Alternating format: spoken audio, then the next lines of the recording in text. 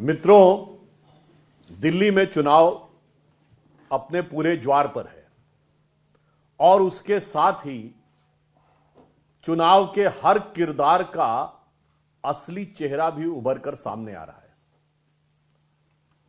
आज हम आपके समक्ष दो पार्टियों के सर्वोच्च नेताओं के वक्तव्यों को रखना चाहेंगे। एक भारत की सबसे पुरानी धुरानी पार्टी कांग्रेस पार्टी, जिसके अघोषित मुखिया, मतलब वहां अध्यक्ष कोई और है परंतु असली जो नेता हैं वो राहुल गांधी जी ने आम आदमी पार्टी के शराब घोटाले के बारे में यह वक्तव्य दिया है कि शराब घोटाला एक विधिवत खुलेआम भ्रष्टाचार का प्रतीक था और केजरीवाल जी भ्रष्ट हैं, यह राहुल गांधी जी ने कहा है और कहा इसके बाद भी वह अपने को ईमानदार होने का सर्टिफिकेट दे रहे हैं। दूसरा वक्तव्य है भारत की राजनीति की सबसे नई नवेली पार्टी के असली सीएम, क्योंकि वो वहां जो बैठे हैं सीएम जो बैठी हैं वो तो कहते हैं कि असली कोई और है, तो जैसे वहां अध्यक्ष कोई और है और असली नेता कोई और है, यहां भी सीएम कोई और है और तथाकथित असली सीएम कोई और है।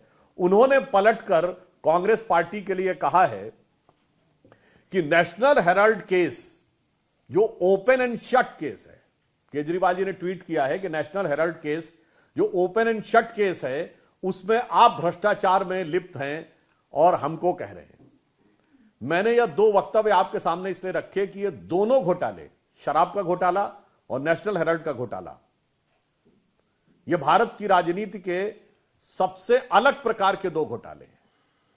शराब का घोटाला इस दृष्टि से बहुत विचित्र है कि भारत की राजनीति में कोई आपने ऐसा उदाहरण नहीं देखा होगा कि कोई पॉलिसी गवर्नमेंट ने बनाई और उसके बाद विड्रॉ कर लिया और विड्रॉ करने के बाद भी कहा हो कि नहीं यह अच्छी है और मीडिया में आकर उसको डिफेंड किया हो। ऐसा आपको कोई उदाहरण देखने को नहीं मिलेगा जो केजरीवाल सरकार के द्वारा किए गए शराब घोटाले में आपको देखने को मिलेगा। आप सभी लोग प्रबुद्ध हैं, कोई ध्यान आए तो मुझे ऐसा बताइएगा। नेशनल हेराल्ड का केस यह इस दृष्टि से महत्वपूर्ण है कि किसी पार्टी ने अपनी ही पार्टी के संस्थान में घोटाला कर लिया हो और 90 करोड़ की देनदारी में सैकड़ों करोड़ और कुछ हजार करोड़ की संपत्ति रखने वाली कंपनी बिक गई हो। ऐसा उदाहरण आपको देखने को नहीं मिलेगा। और दोनों एक और मामले में अलग है। दोनों में भारतीय जनता पार्टी का कोई लेना देना नहीं है। नेशनल हेराल्ड केस अक्टूबर 2013 में शुरू हुआ था, कांग्रेस की सरकार थी, दिल्ली हाई कोर्ट में पिटीशन दायर हुई और उसके आधार पर शराब घोटाले का पहला आरोप कांग्रेस की तरफ से लगाया गया था। तो अब बहुत साफ है कि इस तथाकथित कट्टर ईमानदार का असली किरदार कितना दागदार है, यह उनके पुराने साझीदार के मुंह से खुद सुनाई पड़ रहा है। अब एक बात दिल्ली की जनता के सामने बहुत साफ है कि ये दोनों ही पार्टियां झूठ बोलती हैं। मात्र 6 महीने पहले ये एक दूसरे को क्लीन चिट दे रहे थे और अब एक दूसरे के भ्रष्टाचार को उजागर कर रहे हैं। इसका मतलब बहुत साफ है कि कांग्रेस पार्टी नेशनल हेराल्ड पर झूठ बोल रही थी, आम आदमी पार्टी शराब घोटाले पर झूठ बोल रही थी। और अभी तो मैं यह भी पूछना चाहता हूं, इंडी गठबंधन तो है, क्योंकि कोई औपचारिक घोषणा तो हुई नहीं कि इंडी गठबंधन समाप्त कर दिया गया। इसका मतलब ये अभी उस लूज कोलिशन में शामिल हैं। तो इनके झूठ का राजनीतिक पर्दाफाश हो चुका है। परंतु आपने देखा कि राजनीति को जिस निचले और छिछले स्तर पर आम आदमी पार्टी और दिल्ली के तथाकथित असली मुख्यमंत्री केजरीवाल जी ने पहुंचाया है, जब उन्होंने जमुना जी के पानी के बारे में अपनी जहरीली बानी बोली थी। चुनाव आयोग ने जिस प्रकार से उनसे साफ साफ कहा है कि इसका सबूत दीजिए और कैसे आपने रोका था यह साफ करिए, इससे एक और बात साफ हो गई कि उनका झूठ नैतिक दृष्टि से तो गलत था ही, उनके पुराने साझीदार के बयान के हिसाब से राजनीतिक दृष्टि से तो गलत था ही, अब संवैधानिक दृष्टि से भी उनका झूठ उजागर हो गया है। यानी अब राजनीतिक और संवैधानिक दोनों दृष्टियों से आम आदमी पार्टी का झूठ पूरी तरीके से उजागर हो गया है।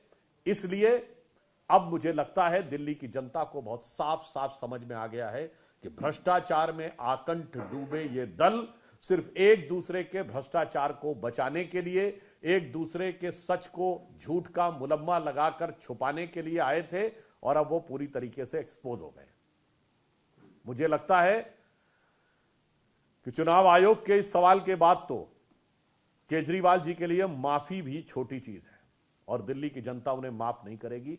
परंतु इन दोनों भ्रष्टाचारी दलों ने एक दूसरे के भ्रष्टाचार को जिस हिसाब से उजागर किया है, उसके लिए मैं एक पंक्ति कहना चाहूंगा ये दोनों दलों के लिए। आम आदमी पार्टी के लिए, जो अपने को बहुत कट्टर ईमानदार कहते थे, वो झूठे साबित हो रहे हैं, संवैधानिक दृष्टि से भी झूठे साबित हो रहे हैं, और कांग्रेस पार्टी अपने ही पुराने साथी के साथ झूठी साबित हो रही है। तो मैं ये पंक्ति कहना चाहूंगा कि वो पैरवी तो झूठ की करता चला गया, वो पैरवी तो झूठ की करता चला गया, बस उसका चेहरा उतरता चला गया और रंगत समझ में आई मगर आई देर से, कच्चा था बहुत रंग उतरता चला गया। तो जो झूठ का कच्चा रंग उन्होंने चढ़ा के रखा हुआ था वह पूरी तरीके से उभर कर सामने आ गया है और यह बात तथ्यों के आधार पर भी बहुत साफ स्पष्ट रूप से उभर कर सामने आ रही है कि यमुना जी की सफाई के लिए जिस प्रकार के फंड्स अवेलेबल थे उन फंड्स का यूज नहीं किया गया, अपनी अक्षमता को छुपाने के लिए दुष्प्रचार किया गया और इतने छिछले स्तर के झूठ का प्रयोग किया गया जो शायद भारत पाकिस्तान युद्ध में पाकिस्तान ने भी भारत पे आरोप नहीं लगाए कि हमने उनकी नदियों में जहर मिला दिया है, मगर ये सर्जिकल स्ट्राइक का सबूत मांगने वालों ने देश के अंदर एक प्रदेश और दूसरे प्रदेश के बीच में इस प्रकार का आरोप लगाने का जो काम किया है, मेरे विचार से दिल्ली की जनता के मान सम्मान और स्वाभिमान के ऊपर भी इस बात का पूरा प्रभाव पड़ता है। केंद्र सरकार ने 8,500 करोड़ रुपए इस सफाई के मद में दिए थे और उसको उपयोग न करके दुष्प्रचार करने के द्वारा जो वो भ्रम पैदा करने का प्रयास कर रहे हैं, मुझे लगता है दिल्ली की प्रबुद्ध जनता उसे भली भांति समझती है। और यह बात अब सिर्फ पानी की नहीं रह गई है। पानी का एक अर्थ होता ना जल, पीने वाला पानी, और दूसरा होता पानी मतलब आपका मान सम्मान, योर प्राइड एंड प्रेस्टीज। तो मुझे लगता है अब दिल्ली की जनता के पानी पे बात आ गई है, यानी पीने वाला पानी और मान सम्मान की। क्या वो इतना किसी को नासमझ समझते हैं? तो मैं दिल्ली की जनता से यह अनुरोध करना चाहूंगा कि रहीमन पानी राखिए, बिन पानी सब सून, और पानी गए न उबरे, मोती मानस चून। तो अब दिल्ली को अपने पानी की रक्षा करनी है और इन जहरीली बानी बोलने वालों को करारा जवाब 5 तारीख को देना है।